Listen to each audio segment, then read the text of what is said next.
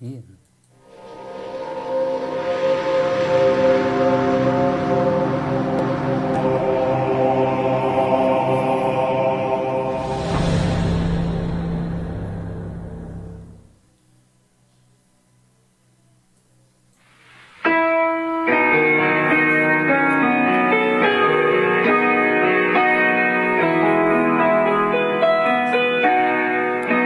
Somewhere beyond the blue, there's a mansion for me. Somewhere beyond the blue, I am longing to be. I'll see my Savior's face and sing of saving grace. Somewhere beyond the blue, someday. Seberang langit biru adalah istana.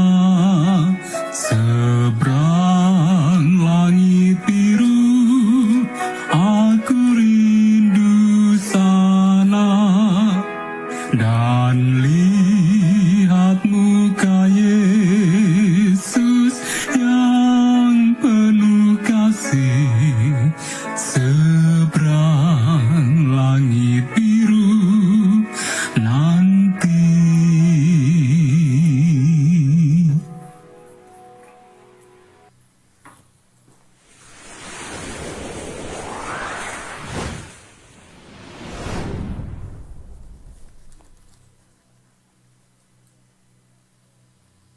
Salam para sahabat yang terkasih di dalam Tuhan Yesus Kristus. Segala puji, hormat, serta syukur patut kita haturkan kehadirat Tuhan atas segala berkat, atas segala tuntunan Tuhan yang Tuhan limpahkan bagi kita semuanya, khususnya dalam sepanjang satu malam hari ini, sehingga kita boleh beristirahat dengan baik, dan pagi ini kita kembali boleh untuk menikmati berkat kehidupan. Saya Pendeta Kurnaidi selama 30 menit ke depan dari Good News Studio, studio rumah tangga dan kesehatan kita semua, akan menemani para sahabat di dalam kebaktian doa pagi bersama. Dan untuk itu mari kita mengawali pertemuan kita ini dengan bersatu dalam doa. Tuhan Allah Bapa kami yang bersemayam dalam takhta kasih kerajaan surga, segala puji, hormat, serta syukur kami haturkan kehadirat Tuhan. Atas segala berkat, atas segala kasih sayang Tuhan, terlebih kasih karunia Tuhan yang begitu berlimpah bagi kami, sehingga pagi hari ini kami boleh kembali bangun dengan tubuh yang segar, dan kami siap untuk menerima segala amanat Tuhan, dan kami yakin Tuhan sudah menyediakan segala berkat bagi kami semuanya, khususnya untuk sepanjang satu hari ini. Tuhan, saat ini kami rindu untuk menerima nasihat dari Tuhan, kami rindu untuk akrab dengan Tuhan. Kiranya Tuhan yang berkarya dalam kebaktian doa pagi kami ini, sehingga semua menjadi persembahan yang harum di hadirat Tuhan, serta membawa manfaat menjadi berkat bagi kami untuk mempersiapkan kami semakin bersedia menyambut Kristus yang sudah segera datang. Di dalam nama Tuhan kami Yesus Kristus kami berdoa. Amin. Judul renungan pagi kita untuk pagi hari ini, untuk edisi hari Minggu tanggal 11 April tahun 2021 adalah Jalan kepada Kehidupan. Jalan kepada Kehidupan. Yang menjadi ayat inti adalah Matius pasal 7 ayat 13 dan 14. Matius pasal 7 ayat 13 dan 14. Saya akan bacakan Matius pasal 7 ayat 13 dan 14. Demikian firman Tuhan.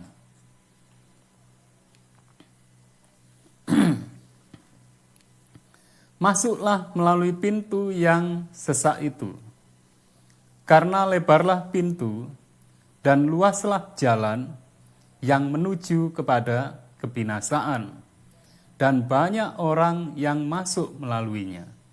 Karena sesaklah pintu dan sempitlah jalan yang menuju kepada kehidupan, dan sedikit orang yang mendapatinya.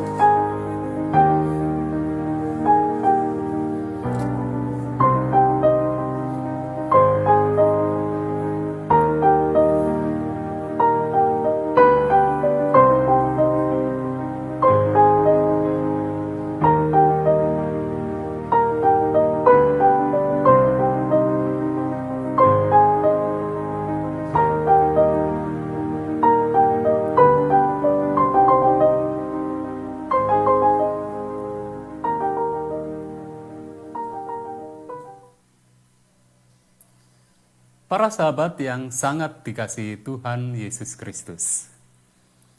Pagi ini renungan kita berjudul Jalan kepada Kehidupan. Jalan kepada kehidupan. Kemudian yang menjadi ayat inti adalah Matius pasal 7 ayat 13 dan 14. Saya akan bacakan mulai ayat yang ke-12 untuk lebih jelasnya. Demikian. Jalan yang benar. Segala sesuatu yang kamu kehendaki, supaya orang perbuat kepadamu, perbuatlah demikian juga kepada mereka. Itulah isi seluruh hukum Taurat dan kitab para nabi. Kenapa saya bacakan mulai dari ayat yang ke-12? Supaya kita bisa mengerti konteks dari ayat yang ke-13 dan 14. Di ayat yang ke-12 ini menyatakan bahwa segala sesuatu yang kamu kehendaki, supaya orang perbuat kepadamu, perbuatlah demikian juga kepada mereka. Itulah isi seluruh hukum Taurat dan kitab para nabi. Setelah Tuhan Yesus menyatakan mengenai isi dari seluruh hukum Taurat dan kitab para nabi, yaitu bahwa segala sesuatu yang kita kehendaki, hendaklah itu kita perbuat kepada orang lain. Jadi ini konteksnya di sini. Apabila kita menginginkan segala sesuatu itu dilakukan kepada kita, maka kita terlebih dahulu harus melakukan sesuatu kepada mereka atau kepada orang lain. Nah, dalam konteks itulah kemudian Tuhan menyampaikan diibaratkan tentang adanya dua jalan. Nah, di sini. Lalu dua jalan ini di ayat yang ke-13 dan 14. Masuklah melalui pintu yang sesak itu. Nah, pintu yang sesak ini terkait dengan ayat yang ke-12 tadi, yaitu melakukan segala sesuatu terlebih dahulu kepada orang lain apabila kita menghendaki orang lain melakukan sesuatu itu kepada kita. Ini diibaratkan sebagai pintu yang sesak. Dan dikatakan lebih lanjut, karena lebarlah pintu dan luaslah jalan yang menuju kepada kebinasaan, dan banyak orang yang masuk melaluinya. Nah, di sisi yang lain ada pintu yang lebar dan banyak orang yang melaluinya. Sementara firman Tuhan ini adalah pintu yang sempit, pintu yang sesak, dan sedikit orang yang melaluinya. Tetapi orang yang melalui pintu yang lain, yang tentu ini bukan yang diperintahkan oleh Tuhan ini, banyak orang. Itulah sebabnya di ayat yang ke-14, karena sesaklah pintu, yaitu apa yang difirmankan Tuhan tadi, karena sesaklah pintu dan sempitlah jalan yang menuju kepada kehidupan, dan sedikit orang yang mendapatinya. Dan inilah yang akan kita renungkan pada pagi hari ini, yaitu pintu yang sesak, sementara itu adalah perintah Tuhan, dan sedikit orang yang akan melaluinya. Dan pintu yang sesak itu tadi di ayat yang ke-12. Kita melakukan terlebih dahulu kepada orang lain mengenai hal-hal yang kita harapkan agar orang lain perbuat atau lakukan pada kita. Untuk lebih jelasnya, mari kita menyimak nasihat dari Roh Nubuat. Yang pagi hari ini kita sudah tiba di halaman 110 dari buku Maranatha. Maranatha halaman 110. Dengan judul Jalan kepada Kehidupan. Demikian firman Tuhan. Masuklah melalui pintu yang sesak itu. Karena lebarlah pintu dan luaslah jalan yang menuju kepada kebinasaan, dan banyak orang yang masuk melaluinya. Karena sesaklah pintu dan sempitlah jalan yang menuju kepada kehidupan, dan sedikit orang yang mendapatinya. Matius pasal 7 ayat 13 dan 14. Saya akan bacakan penjelasannya. Kristus memanggil kita masuk melalui pintu yang sempit, di mana setiap langkah berarti penyangkalan diri. Ia memanggil kita untuk berdiri di atas mimbar kebenaran abadi dan merasa puas, ya betul-betul merasa puas, sebab iman yang pernah diberikan kepada orang-orang saleh. Ketika kita mendekati waktunya, apabila para penguasa dan kuasa serta roh-roh jahat di udara akan sepenuhnya berperang melawan kebenaran, apabila kuasa setan untuk menipu menjadi besar, kalau sekiranya mungkin dapat menipu orang yang terpilih juga, maka pengertian kita harus dipertajam oleh penerangan ilahi, supaya kita tidak menjadi buta terhadap kejahatan-kejahatan setan. Maaf.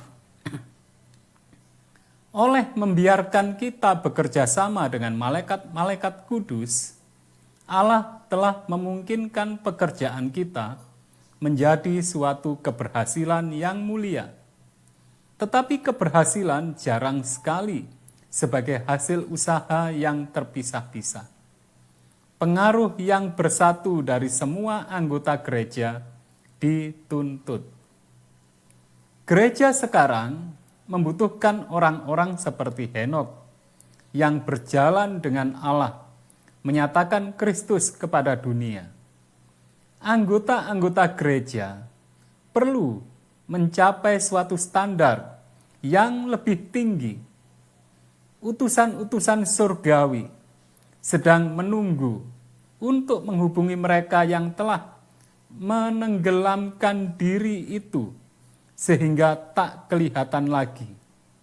yang kehidupannya menggenapi perkataan, namun aku hidup, tetapi bukan lagi aku sendiri yang hidup, melainkan Kristus yang hidup di dalam aku. Dan hidupku yang kuhidupi sekarang di dalam daging adalah hidup oleh iman dalam Anak Allah yang telah mengasihi aku dan menyerahkan dirinya untuk aku. Pria dan wanita yang demikianlah yang harus dipersiapkan gereja sebelum terangnya dapat bersinar kepada dunia dengan cahaya yang terang dan jelas. Pandangan kita kepada matahari kebenaran dikaburkan oleh kepentingan diri. Kristus telah disalibkan kembali oleh banyak orang yang dengan perantaraan pemanjaan diri membiarkan setan berhasil mengendalikan mereka. Adalah maksud Allah supaya semua orang diuji dan dicoba, sehingga ia dapat melihat apakah mereka setia atau tidak setia kepada hukum yang memerintah kerajaan surga. Sampai pada akhirnya Allah membiarkan setan menyatakan dirinya sendiri sebagai pembohong, penuduh, dan pembunuh. Dengan demikian, kemenangan terakhir dari umatnya sudah lebih nyata, lebih mulia, lebih lengkap, dan lebih sempurna. Para sahabat yang sangat dikasihi Tuhan, sangat jelas apa yang dinasehatkan oleh roh nubuat ini, di mana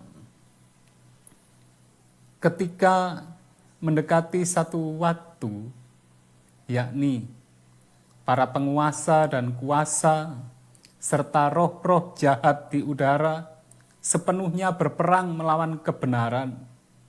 Apabila kuasa setan untuk menipu menjadi begitu besar, dan bahkan kalau sekiranya mungkin dapat menipu orang yang terpilih juga. Kapan itu waktunya? Sekarang. Sekarang inilah saatnya setan sudah begitu berhasil menipu banyak orang, sebagaimana yang kemarin dan beberapa hari ini kita merenungkan firman Tuhan bahwa sekarang ini kejahatan semakin bertambah-tambah dan orang sudah tergila-gila untuk melakukan berbagai hal yang jahat. Artinya tergila-gila ini bukan satu kehilafan, tetapi ini satu kegemaran. Bahkan apabila tidak melakukan hal yang jahat, maka orang tidak puas. Itu sebabnya dikatakan dengan kalimat tergila-gila. Orang lebih suka melakukan hal yang jahat yang menguntungkan dirinya sendiri. Dan pelajaran atau renungan kita kemarin bicara mengenai pengendalian diri atau penyangkalan diri. Dan dinyatakan apabila waktu itu tiba, maka di sini dikatakan pengertian kita harus dipertajam oleh penerangan ilahi, supaya kita tidak menjadi buta terhadap kejahatan-kejahatan setan. Para sahabat yang sangat dikasihi Tuhan, pengertian kita harus lebih dipertajam. Artinya apa? Agar kita tidak hanya sekedar pintar atau fasih dalam menyampaikan kebenaran. Kalimat di sini sangat jelas. Pengertian kita tajam itu mengartikan bahwa kita tidak menjadi buta terhadap kejahatan-kejahatan setan. Artinya kita bisa tajam, ini hal yang jahat. Berarti tidak kita lakukan. Dan di sini dinyatakan, sebagaimana diawali dengan satu kalimat tadi, Kristus memanggil kita masuk melalui pintu yang sempit. Dan kita tahu tadi di awal pintu yang sempit yaitu Matius pasal 7 ayat yang ke-12. Kita melakukan segala sesuatu terlebih dulu kepada orang lain. Apa itu yang harus kita lakukan? Yaitu segala sesuatu yang supaya orang lakukan pada kita. Dan itu adalah pintu yang sempit, pintu yang sesak, dan sedikit orang yang mau melaluinya. Orang lebih suka kalau orang lain melakukan segala hal yang diharapkan kepada dirinya.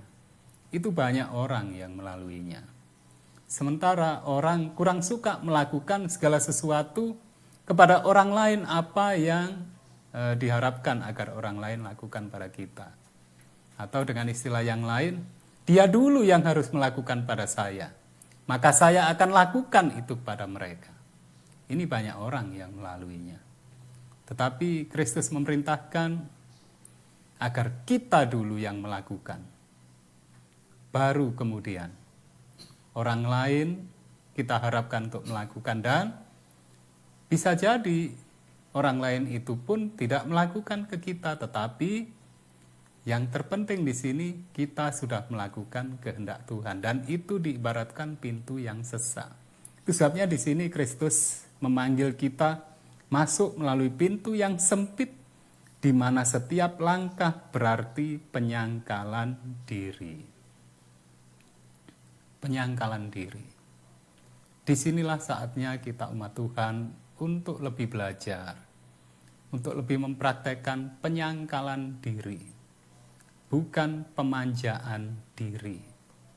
Dan diakhiri di sini tadi dengan satu kalimat, adalah maksud Allah supaya semua orang diuji dan dicoba, sehingga ia dapat melihat apakah mereka setia atau tidak setia kepada hukum yang memerintah kerajaan surga. Semua orang diuji dalam hal ini. Apakah mereka lebih suka melakukan segala hal yang baik, segala hal yang benar, segala hal yang membahagiakan orang lain. Dalam hal ini, inilah ujian. Dan setiap orang diuji dalam hal ini. Itulah hukum, salah satu hukum yang memerintah kerajaan surga. Roh penyangkalan diri, sehingga Tuhan Yesus memberikan satu teladan. Dia mati di atas kayu salib sebagai bukti pengendalian diri, sebagai bukti penyangkalan diri. Dia bisa turun dari salib, dia bisa menghindari kematian itu, tetapi dia penyangkalan diri. Dia tetap memilih untuk rela mati di atas kayu salib. Para sahabat yang terkasih dalam Tuhan, dilanjutkan di sini sampai pada akhirnya Allah membiarkan setan menyatakan dirinya sendiri sebagai pembohong, penuduh, dan pembunuh. Dengan demikian kemenangan terakhir dari umatnya sudah lebih nyata, lebih mulia, lebih lengkap, dan lebih sempurna. Saatnya akan datang, saat Kristus datang yang kedua kali nanti, dia akan mendapati apakah kita umat Tuhan yang setia dengan hukum yang memerintah kerajaan surga. Di mana? Di sana ada hukum penyangkalan diri. Saatnya kita untuk berdoa syafaat. Mari kita bersatu dalam doa. Tuhan Bapa kami di surga, segala puji, hormat, serta syukur kami haturkan kehadirat Tuhan.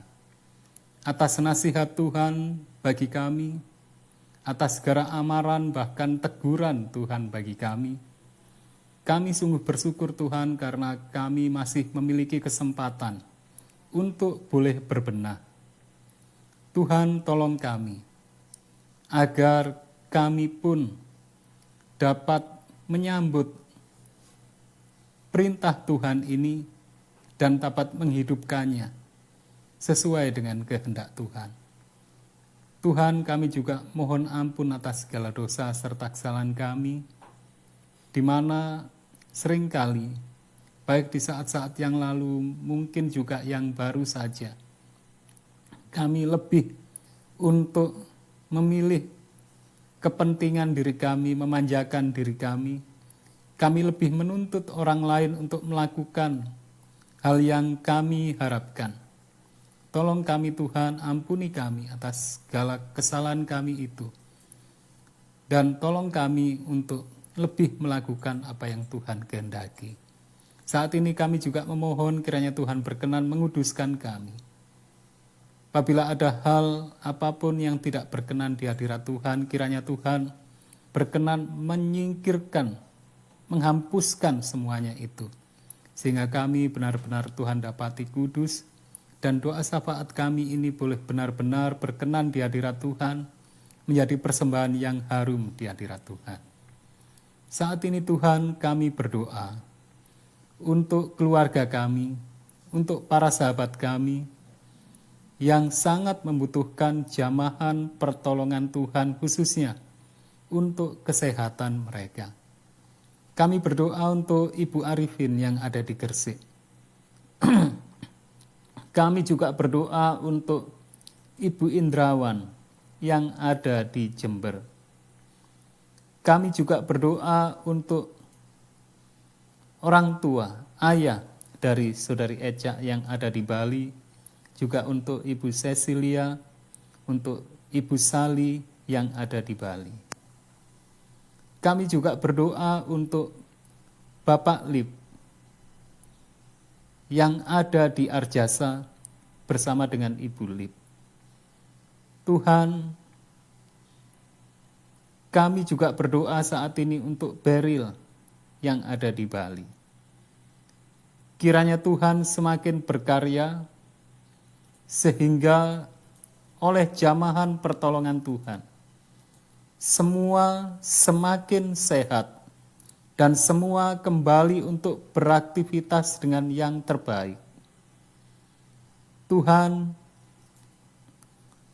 saat ini kami juga berdoa untuk para umat Tuhan yang ada di Nusa Tenggara Timur. Kami memohon Tuhan berkarya, sehingga mereka semuanya senantiasa Tuhan penuhi dengan berkat-berkat. Apabila ada orang-orang yang sedang berduka, kiranya penghiburan Tuhan boleh menguatkan mereka. Juga yang sakit Tuhan sembuhkan. Dan yang sedang patah semangat Tuhan kuatkan kembali, sehingga mereka kembali menjalani kehidupan dengan yang terbaik. Saat ini juga Tuhan, kami teringat Bapak Yusak yang sedang menyelesaikan proses pendidikan di Australia, juga yang akan menjalani perjalanan pulang ke Indonesia pada bulan Juli nanti.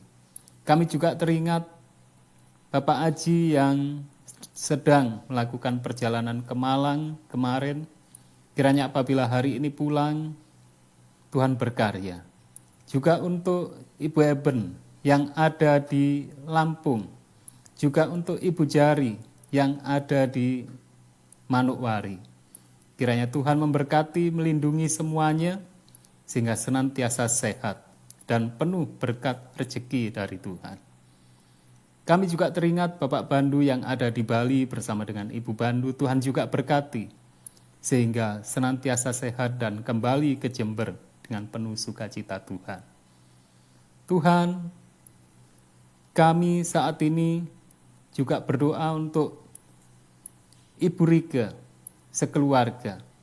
Kiranya Tuhan semakin sehatkan, juga untuk Lukas yang mencari sekolah untuk masuk ke SMP. Kiranya Tuhan memberkati Lukas sehingga memperoleh sekolah yang terbaik dan semakin mencapai apa yang dicita-citakan sesuai dengan kehendak Tuhan.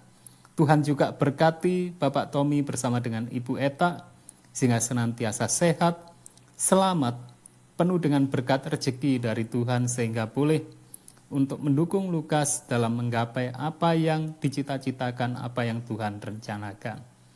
Tuhan, saat ini kami juga berdoa untuk jiwa-jiwa yang sedang belajar. Baik untuk Saudara Edi, juga untuk Arum, demikian juga jiwa yang baru saja untuk kembali mengikut Tuhan, Saudara Budi. Kami memohon Tuhan semakin berkarya, sehingga oleh bimbingan Tuhan, oleh karya Tuhan, semuanya semakin berjalan di dalam kebenaran Tuhan dan semakin bersedia menyambut Kristus yang semakin segera datang. Kami juga berdoa untuk Marta, untuk Albert, untuk Agus yang sedang mengadakan perjalanan ke Sumatera. Sehingga semua berjalan dengan lancar dan dengan berkat Tuhan maka mereka boleh melakukan segala aktivitas dengan yang terbaik. Kami juga berdoa Tuhan untuk semua umat Tuhan yang saat ini bersama dengan kami, yang belum sempat kami aturkan satu persatu, baik Ibu Pras yang ada di Madiun, juga Ibu Mary yang ada di Malang, Ibu Ishak sekeluarga yang ada di Bali, juga untuk Ibu Windu yang ada di Magetan, demikian juga untuk Bapak Boy yang ada di Malang. Tuhan berkati semuanya, juga umat Tuhan satu persatu yang belum kami sebutkan. Kiranya Tuhan semakin mencurahkan berkat kesehatan, berkat keselamatan, berkat rezeki yang limpah, sukacita Tuhan, sehingga kami semuanya boleh bertemu kembali pada kesempatan yang berikutnya dengan lebih penuh sukacita surga. Tuhan, inilah doa kami yang jauh dari sempurna, tetapi kami sangat yakin jawaban Tuhan jauh lebih indah dari apa yang dapat kami haturkan dengan lidah kami yang terbatas ini. Karena semuanya kami persembahkan di dalam nama Tuhan kami Yesus Kristus, penebus dan juru selamat kami. Amin.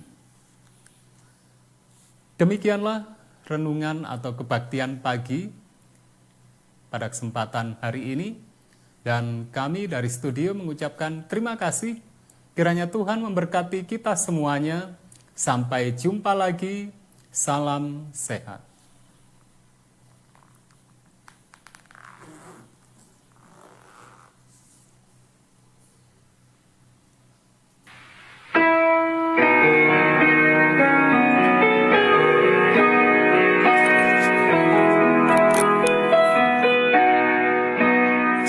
Somewhere beyond the blue, there's a mansion for me.